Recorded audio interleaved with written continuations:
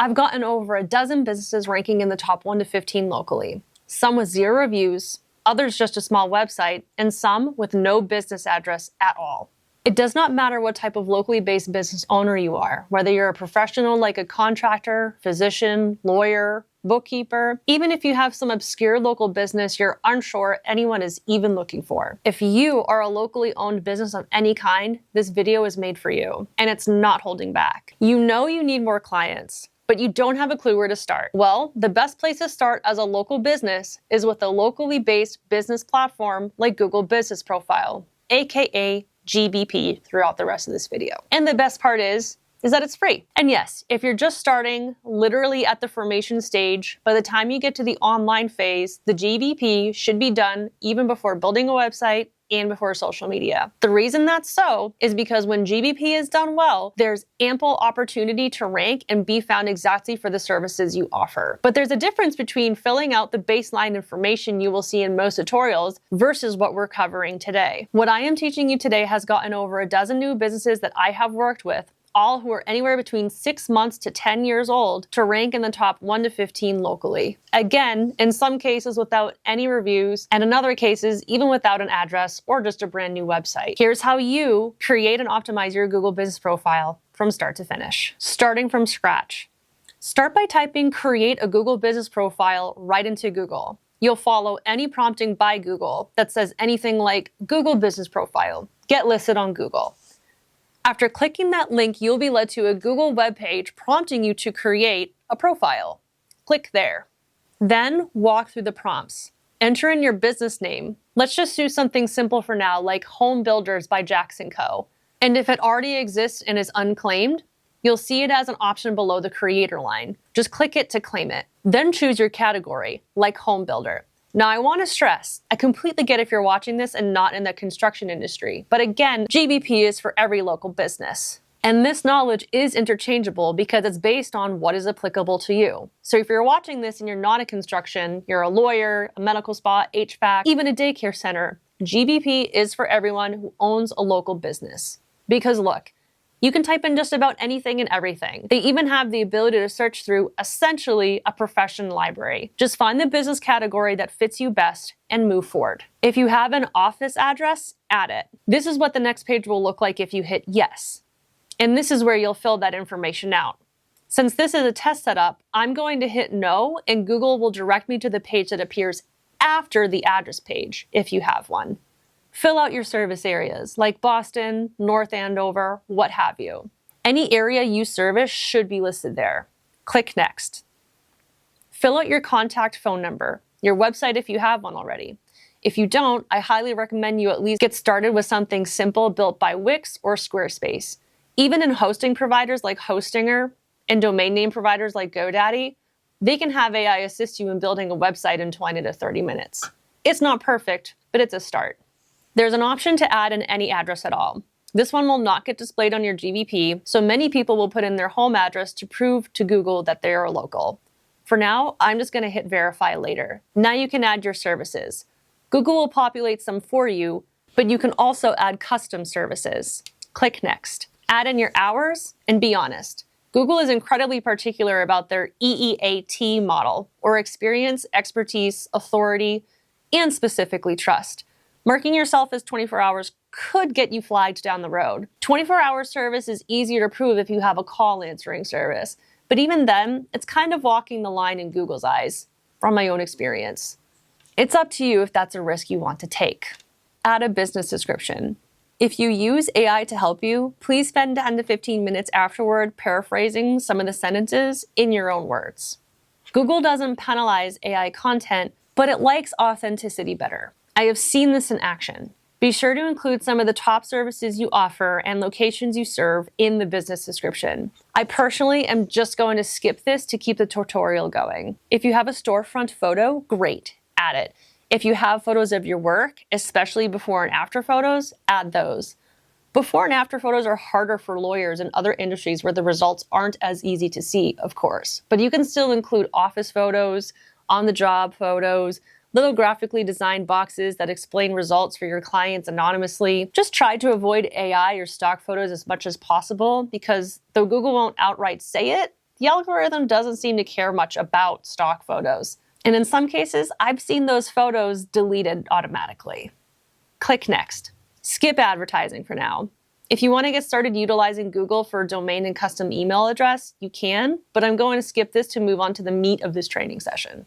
Now, before you get into your dashboard, Google will let you know your edits will be visible once you're verified. And that verification is tied to your address, whether it's your office or your home address. You can treat your home address as your office address, and that's entirely up to you if you want that publicly available. The issue of a non-public facing address is that it makes it more difficult to rank in the top 5, but not impossible. We'll discuss this more throughout the video. Now, when you hit continue, you'll be looking at your GBP dashboard. As you can see, it says customers can't see your business information, get verified to let them find you on Google. And when you click verified, it prompts you to enter your mailing address. It will then prompt you through this tedious video verification process. So make sure you have a business sign, any certifications, show your street address sign, the works. Whatever Google says you need to record for this verification process, record it. Remember, I don't make the rules, Google does. I know the address issue is frustrating. I can only tell you what I've seen based on experience. Now I'm going to switch over to my Google Business profile for a live example of what to complete. This is how your GBP should be filled out for optimal results. Let's start with the Edit Profile area. This is where you can view and edit your business name, your address, and your phone number. All of these together is what's known as your NAP, name, address, phone. The address is the most important piece of that. Google has proximity indicators built into its algorithm. So if you don't have a static address in your community, you're going to have a hard time ranking at the top right off the bat. Now, if you don't have an office space, that's perfectly fine. I've also had business owners use their home address before. I only recommend that if that's something you're genuinely comfortable with, because there's a give and take there. If you have an office space in your home, a business sign outside your door and house, and can meet all the verification requirements Google looks for, you can generally squeeze by these parameters Google sets and get on Google Maps. If you don't have an office space right now and you don't want to use your home office space so that everybody can see it, you can still rank okay without an address. But cracking the top 5 is going to be really difficult without one, unless you're in a low competition area and you follow every other suggestion in this video to a T. There are ways to rank around the ranking issue, and we'll go through all of them in this video over time. But one is by including an SEO-friendly keyword in your business name at the state level, meaning when you register your LLC. Let me give you an example. Say you run a commercial cleaning company. Let's call it Tidy Spaces. If a business like that includes the word commercial cleaner or commercial cleaning in their actual registered business name with the state, they can carry that keyword into their Google business profile name because it's the business name. Now, is this necessary? No, but it gives you a boost because when people search, they're searching for the service, not the brand. Nobody knows your brand name before they know what you do. Nobody's typing in Tidy Spaces into Google unless they already know that the brand exists. And this could be through networking events, social media, post mail, etc. Even then, if someone needs their services 6 months down the road, they probably don't remember your business name from your magazine ad half a year ago. That's exactly why a commercial cleaning business with commercial cleaning or commercial cleaners in the name will tend to do better in Google Maps. And that is literally the same for any business, including the search-friendly target. If you're a builder whose business name is Praised Enterprises, adding construction company or kitchen remodeling to Praised Enterprises is going to get you farther. If you're a lawyer whose business name is Karate and Kendrick LLP, adding municipal law firm or business attorneys is going to get you farther. If you're a medical spa practitioner whose business name is Hartzman Aesthetics, adding medical spa or laser and med spa to your business name is going to get you farther because the keyword is in your business name. Now, Google might give you a little wrist slap at first, but if that's your business name registered with the state and you can prove it, Google can't fight you once it's proved. That is your business name. Let's discuss your hours, because many people want to maximize getting listed number 1 24/7 by stating they're 24/7. If you're going to list open 24 hours on your profile, I highly recommend you have a call center service. something you pay a monthly subscription for, so that you can serve the people who are theoretically calling at 2 in the morning. But honestly, it's better to just be upfront. If you're open 9 to 5 or 9 to 7, put that in. If you're not open on weekends and you don't have that call center service, don't list weekend hours. Google is pretty particular about this. Open hours do help your ranking, but not if dishonesty is involved. So if you don't have a call center and you list yourself as open 24 hours, there's a good chance, in my experience, that you'll get flagged down the road. There are also attributes you can add, like your social media, the business description, things like you're a woman-owned business, veteran-owned, minority-owned, whether you have a parking lot or handicapped accessible, if you're LGBTQ plus friendly, and so much more. You can select whatever applies to you, and I highly recommend you leave no stone unturned here. Now, generally speaking, I don't think any of these move the needle on ranking by much, but if someone searches specifically for a woman-owned business, there's a higher chance you'll show up for that search if you've marked it and you're woman-owned. So a woman-owned commercial cleaning company or a woman-owned marketing company has a better shot at appearing in those specific searches if they mark it as woman-owned. There are a lot of other options inside that general edit information area worth exploring too, and fill them all out. Then there's reviews. You can click here to acquire a link and ask your existing clients for them.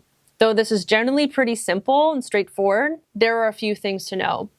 Google has a network of thousands of individual algorithms, but us SEOs will often refer to it as core for a catch-all, because if it exists on the internet, Google is measuring and judging it. The machine learning core is particular and it's automatic. I've had clients that use AI to help them generate a review on behalf of their client so they can easily copy and paste it in. And after a day or two, it's gone. Leadership at Google has stated they don't care about AI, but it's pretty clear their algorithm does. So if you use AI like ChatGPT or Claude to help write fast reviews to save your clients time, think again and write something from scratch. Or perhaps even use Gemini. It'd be interesting to see if Google does not care about the pattern its own AI generates compared to Claude or Chat, keeping those reviews instead. And if you get a 1-star review, asking friends and family to leave a 5-star review to bury it as quickly as possible is a Google no-go. It can result in a suspension or worse. Google will put a banner on your GBP that says, "Suspicious high-rated reviews were recently removed from this place," that anyone who's looking for your services can see. So if you're looking for an easy cheat code on GBP, I can promise you it's not under review generation. Now let's talk about the areas I spend the most time on, products and services. In the products section, you can list out your services as products. This is genuinely valuable for SEO, and there's a lot of content real estate here to fill out. Make sure you're writing a solid title and description for each one, including an image that gives users an idea before even reading the content. List pricing and include an explainer in the description about your pricing. I like to state that my prices start at XYZ number and then categorize it correctly. There's also a services area where you list shorter, more concrete versions of what you offer. You can list several or many. I've yet to see a cap. Now, you can use AI to help you write out the descriptions if you get stuck, but putting it in your own words, even if paraphrased, is often better. One thing I'd really recommend here is include the starting from price option. Most of your competitors won't include a starting price. And just because you're willing to be more transparent with Google in this section, it tends to help you rank better. I do highly recommend including a disclaimer for your pricing in the short description. So if you're a lawyer or a contractor, for example, say something like, generally, pricing starts at roughly $125 an hour. And you can say it gets baked into a retainer or a project or what have you, just as a catch-all for your business. Adding photos matters, especially at the start. I recommend uploading around 10 photos when you're first setting up or when cleaning up your profile. After that, posting 2 to 3 photos a month is a great habit. It shows Google you're actually active and keeping the profile up to date. That said, I want to be honest with you, I haven't personally seen a huge ranking impact from posting consistently here versus not posting consistently. So do it because it makes your profile look good to real people clicking through, not because you think it's some magic ranking lever. And don't just post fluff photos or stock photos or AI photos. Post pictures that meaningfully tell a story of the success you deliver. Posts are up to you. Honestly, myself and other SEOs I've read about have run tests on this, weekly posting for months, sometimes years, and haven't seen a real impact on rankings from it. I actually have a client who automates every single Facebook post straight to their Google business profile and has for over 4 years. They're posting 5 times a week on Facebook, which means 5 times a week on Google too. And it's done nothing for their ranking. So if you enjoy doing it or already have it automated, fine, keep going. But don't feel like you're falling behind if you skip it, because it's definitely not the deciding factor on if you rank in the top 3, especially if none of the other requirements I have mentioned aren't being met. Bookings are optional. If you're going to use this feature, I'd point it to your contact page, or even better, a booking link like Calendly, Vagaro, or similar. This just gives people one more low-friction way to take action right from your profile instead of having to go hunt for how to reach you. It's not going to make or break your ranking, but it's a nice convenience to offer if you already have a booking system in place. There's genuinely nothing to do in the performance section. This is just where you go to review your numbers, how much reach you're getting, how many calls are coming in, how many website clicks you're receiving from your profile, and more. Think of it less as a task and more of a checkup. Pop in here every so often to see what's working and where people are actually engaging with your business on Google. If you want to stay up to date on knowledge of Google's ever-changing landscape, you can follow Search Engine Journal or actively work with consultants like myself who will keep you informed. Anything I'm telling you today could change tomorrow. Getting up on Google Maps is not getting any easier. I won't sugarcoat that. But at the end of my day, my goal is to give you full scope, general business advice that helps you reach as many people as possible without getting flagged by Google. So that's it. That's square one. Get started with this information, and if you fill out everything in this list, you'll already be ahead of most of your competitors in a few short weeks to months. If you're looking for a digital marketing and web design agency, consider working with Supreme SEO based in New Hampshire. We care about data accuracy, reporting simplicity, and most importantly, your success.